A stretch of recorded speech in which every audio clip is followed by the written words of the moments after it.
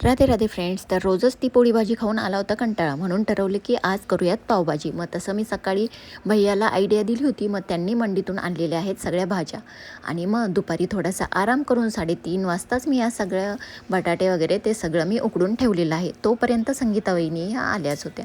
मग नंतर आमच्याकडे म्हणजे सकाळी भाज्या तर आणल्या, पण पावही नाही आणले आणि पावभाजी मसालाही नाही आणला. म्हणून मी आणि संगीता वहिनी इतक्या उन्हाचं गेलो बाहेर, कारण भैया घरी नव्हते. मग आम्ही दोघीच एवढ्या उन्हाचं जवळजवळ 1 किलोमीटर गेलो, पण तरीही आम्हाला तिकडे पावही नाही मिळाले आणि मसालाही नाही, कारण काही शॉप्स या दुपारी बंद होत्या.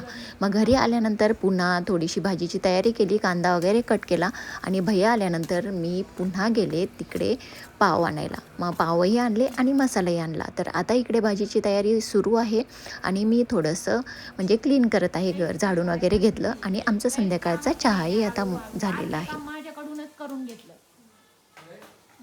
आणि सकाळपासून पावभाजी करायला लागलेलो आहे, पण आता वाजलेले आहेत 6 तरी आमची पावभाजी करायचा आमचा गोंधळ हा सकाळपासूनच सुरू होता. मग असा गोंधळ करत करत संध्याकाळच्या 6-6:30पर्यंत आता भाजी रेडी झालेली आहे आणि भाजीचा वास तर विचारूच नका आणि टेस्ट तर खूपच जास्त भारी झालेली आहे.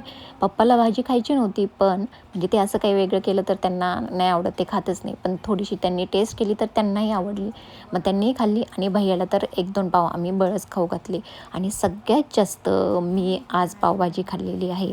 आई बाहेर गेली आहे, मग आई आणि शेळके काकूही तिच्यासोबत आहे, तर त्यांच्यासाठी आम्ही भाजी ठेवलेली आहे. तर असा होता माझा आजचा दिवस.